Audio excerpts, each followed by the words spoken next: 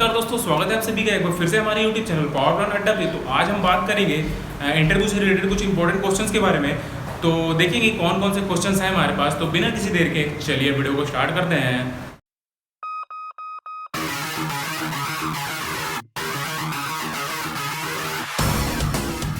बात करते हैं, पहला क्वेश्चन क्या बोल रहा है, how do you reduce excess load from ID fan. ठीक ना, मतलब कि क्या बोल रहा है कि जो हमारा आईडी फैन होता है, आईडी फैन से हम एक्सेस लोड को कैसे रिड्यूस कर सकते हैं। तो देखिए, एक्सेस लोड को रिड्यूस करने के लिए सबसे पहले हमें जो हमारा एक्सेस एयर जो हम दे रहे हैं उसको हमें मेंटेन करना पड़ेगा। ठीक है, कि हम ज़्यादा एक्सेस एयर ना दें। ओके, और दूसरा क्या करना पड़ेगा कि हमें जो हमारा फ्लू गैस डक्ट है वहाँ पे चेक करना पड़ेगा कहीं पे लीकेज ना हो। ठीक ना, दैट मीन्स कि कहीं से एयर इनग्रेस ना कर रहा हो डक्ट में। ओके, और जितनी हमारे एपीएच की ट्यूब्स है वहाँ भी हमें चेक करना पड़ेगा, वहाँ भी कोई लीकेज ना हो। ओके, और रेगुलर मेंटेनेंस हमें करना पड़ेगा फ़ैन का। इस तरह से हम क्या कर सकते हैं, जो हमारा आईडी फैन है उसका हम लोड रिड्यूस कर सकते हैं। ओके, नेक्स्ट क्वेश्चन क्या बोल रहा है, रीजन फॉर इनकम्प्लीट कंबस्शन।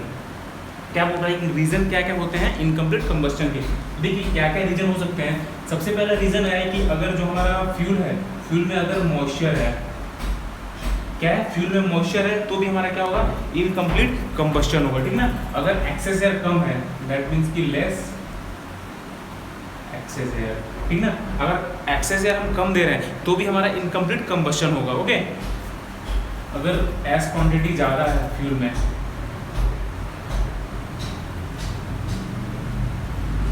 अगर जो हमारा फ्यूल है, फ्यूल में अगर एस क्वांटिटी ज़्यादा है तो भी हमारा इनकम्प्लीट कंबस्शन होगा। और तीसरा नेक्स्ट पॉइंट क्या है, नॉट अचीविंग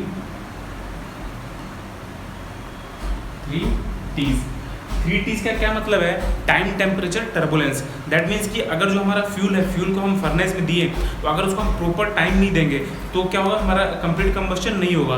दूसरा क्या है, टर्बुलेंस। टर्बुलेंस दैट मीन्स कि मिक्सिंग। ठीक ना, अगर हम प्रॉपर एयर के साथ या फिर जो भी बैड मटेरियल अगर उसके साथ प्रॉपर मिक्सचर नहीं होगा, टर्बुलेंस नहीं मिलेगा उसको, तो वहाँ भी वो कंबस्शन नहीं करेगा प्रॉपर।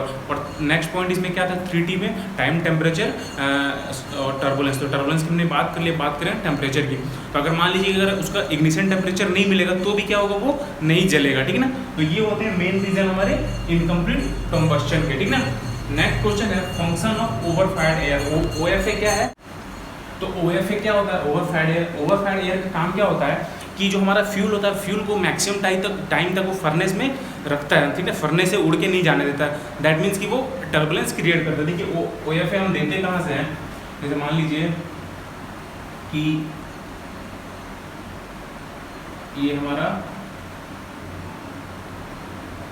फर्नेस है। ठीक है, तो हम नीचे से इसमें क्या देंगे, अपना प्राइमरी या सेकेंडरी एयर देंगे, किसके लिए, आपका फ्लूइडाइजेशन के लिए। ठीक ना, तो जो OFA देते हैं, हम ओवरफायर्ड एयर देते हैं, वो हम ऊपर से देते हैं। ठीक है, यहाँ से देंगे।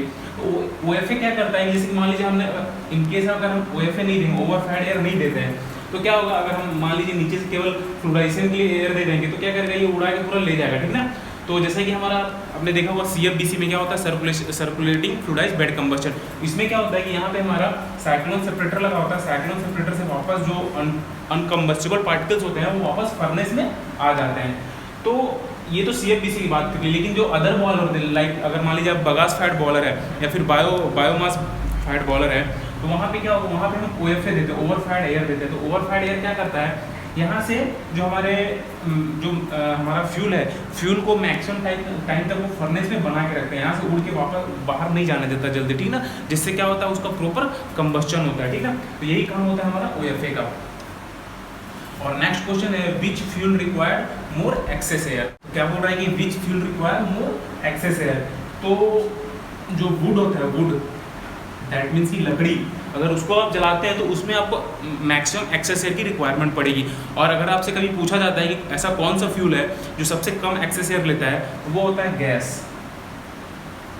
अगर जहाँ पे अगर कहीं पे गैस फायर्ड बॉलर होगा तो वहाँ पे सबसे ज़्यादा कम एक्सेस एयर लगेगा। ठीक है ना, अगर वहीं पे आप जो फ्यूल यूज़ कर रहे हैं वो अगर आप वुड यूज़ कर रहे हैं, लकड़ी यूज़ कर रहे हैं, तो वहाँ पे आपको सबसे ज़्यादा एक्सेस एयर की रिक्वायरमेंट पड़ेगी। ओके, नेक्स्ट क्वेश्चन देखते हैं, what is the excess air required for combustion of bagasse, coal, gas, oil and wood. ठीक ना, तो देखते हैं, तो जो हमारा बगास होता है इसके लिए जो हमारा एक्सेस एयर की जरूरत पड़ती है 25 से 30% होती है।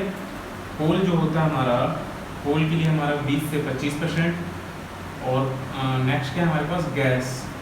तो गैस के लिए हमारा होता है 5 से 10%, ऑयल जो हो गया, ऑयल के लिए हमारा 10 to 15%, और जो वुड हो गया, वुड के लिए हमारा 35 to 45%। ठीक, तो यहाँ पे भी आप देख सकते हैं, जैसे कि हमने पहले बात किया कि वुड के लिए सबसे ज़्यादा एक्सेस एयर की रिक्वायरमेंट होती है, तो यहाँ भी देखिए सबसे ज़्यादा जो एक्सेस एयर लग रहा है यहाँ पे लकड़ी के लिए लग रहा है 35 से 45%, और जो सबसे ज़्यादा कम लग रहा है वो हमारा गैस के लिए लग रहा है कितना, 5 से 10%। हो गया, तो ये हो गया हमारा। बगास में कितना लग जाता है एक्सेस एयर, 25 से 30%, कोल में हो जाता है हमारा 20 से 25, और गैस में हमारा 5 से 10, ऑयल में हमारा 10 से 15, और वुड में 35 से 45। ओके, नेक्स्ट क्वेश्चन की तरफ बढ़ते हैं।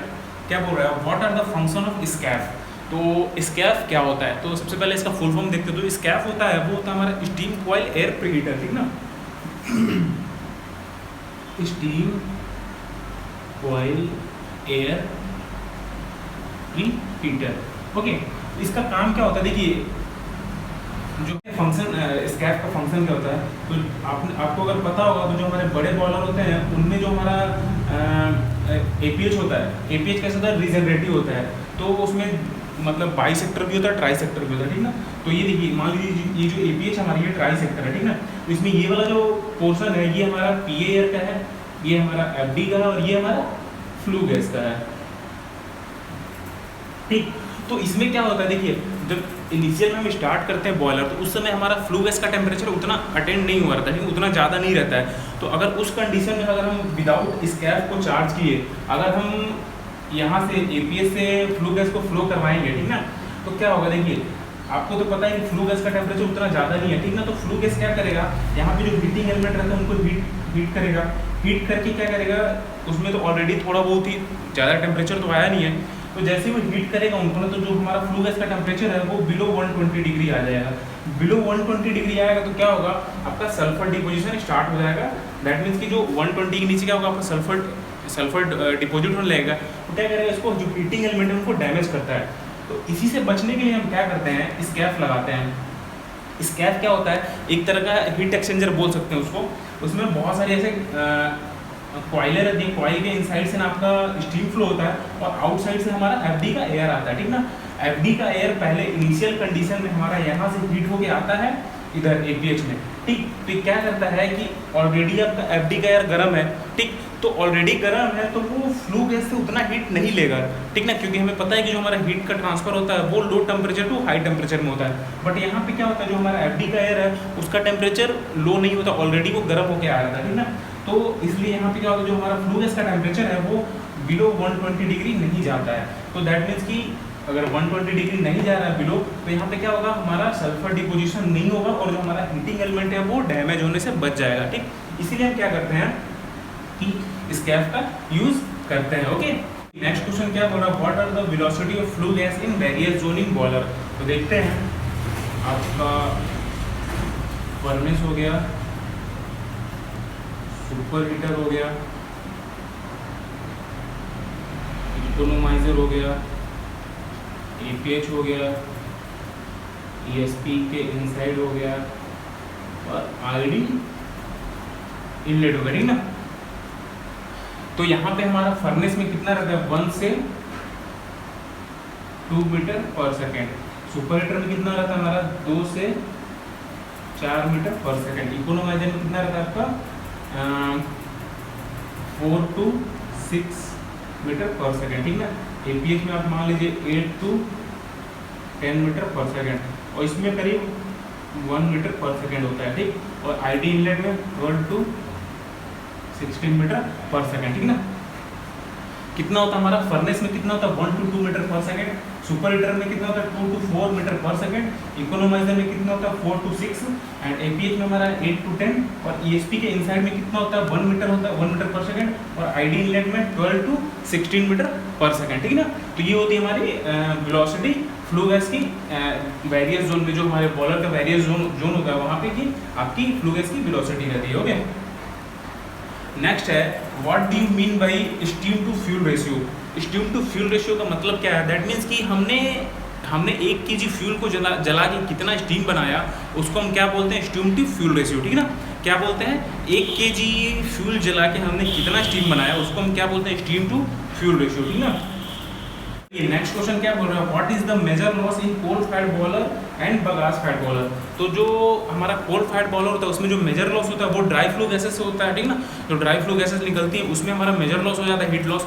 और जो बगास फायर्ड बॉयलर होता है उसमें जो हमारा बगास में जो मॉइस्चर रहता है उसमें हमारा मेजर हीट लॉस होता है, ठीक। तो ये हो गया हमारा। क्वेश्चन देखते हैं क्या बोल रहा है, which chemical are use for HP and LP dosing, ठीक ना। दैट मीन्स कि एचपी और एलपी डोजिंग के लिए हम कौन सा केमिकल यूज करते हैं, ठीक ना।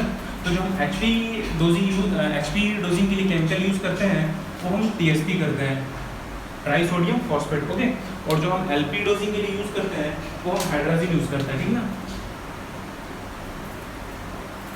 हाइड्राजिन, ठीक।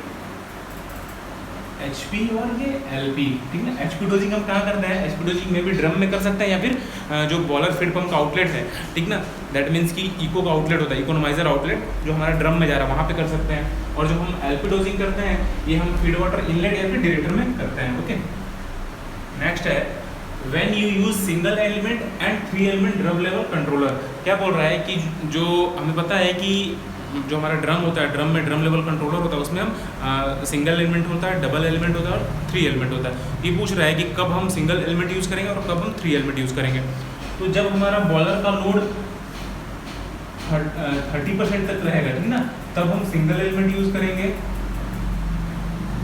और 30% से ऊपर जाएंगे जैसे ही तो हम वहाँ पे 3 एलिमेंट का यूज़ करना स्टार्ट कर देंगे। जैसे 30% से ऊपर बढ़ना स्टार्ट करेंगे हम तो वहाँ पे हम 3 एलिमेंट यूज़ करेंगे। नेक्स्ट है, what are the concentration of hydrazine for wet preserve boiler. क्या बोल रहा है कि जो हम वेट प्रिजर्वेशन करते हैं बॉयलर का उसमें हम हाइड्राजिन का जो कंसंट्रेशन रखते हैं वो कितना रखते हैं, तो वो हम ग्रेटर देन 200 ppm रखते हैं, ठीक है। तो जो प्रिजर्वेशन करते हैं, जनरली प्रिजर्वेशन जो होता है हमारा 2 टाइप का होता है, एक होता है वेट और दूसरा होता है ड्राई, ठीक। तो मैक्सिमम हम वेट प्रिजर्वेशन मेथड का यूज़ करते हैं जिसमें जो हम हाइड्रोजन का कंसंट्रेशन रखते हैं वो 200 ppm से ज़्यादा रखते हैं, ओके।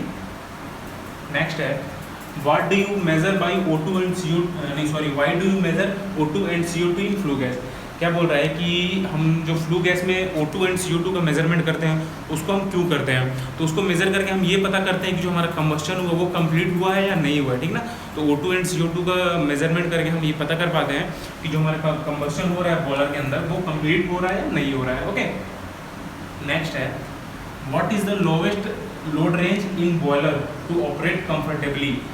दैट मीन्स कि वो लोवेस्ट रेंज कौन सा है जिस पे हम बॉयलर को कंफर्टेबली ऑपरेट कर सकते हैं। दैट मीन्स कि कहाँ कितने मतलब मिनिमम हम कितने लोड पे, कम से कम कितने लोड पे हम बॉयलर को ऑपरेट कर सकते हैं। तो जो मिनिमम लोड रेंज होता है वो 30 to 35% होता है, ठीक ना। मतलब कि जितने भी लोड कैपेसिटी का आपका बॉयलर है उसका मिनिमम 30 to 35% तक हम 35% लोड तक हम उसको ऑपरेट कर सकते हैं, उससे नीचे हम ऑपरेट नहीं कर पाएंगे, ओके। नेक्स्ट है, what is S fusion temperature. तो जो एस का फ्यूजन टेम्परेचर होता है वो 1200 to 1300 डिग्री सी होता है, ठीक ना। दैट मीन्स कि जैसे ही वो एस फ्यूजन टेम्परेचर पे आएगा वो फ्यूज हो जाएगा, ठीक ना, मेल्ट हो जाएगा, ठीक। मेल्ट होकर वो हार्ड होने लगेगा।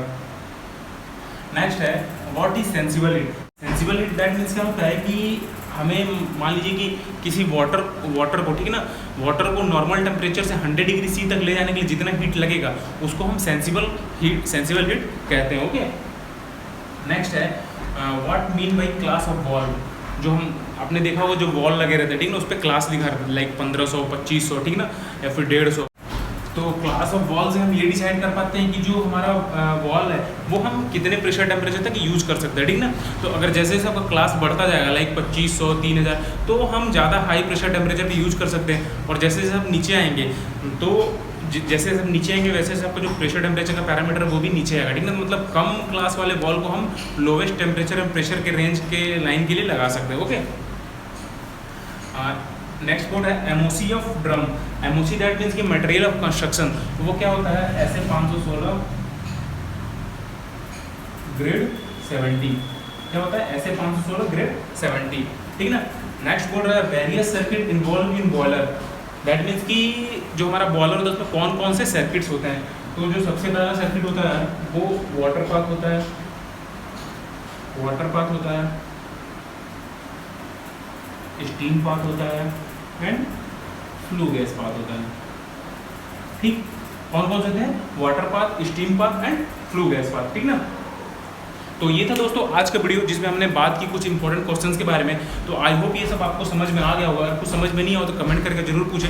वीडियो कैसा लगा जरूर बताएं, वीडियो को लाइक करें, चैनल को सब्सक्राइब करें और अपने दोस्तों के साथ जरूर शेयर करें।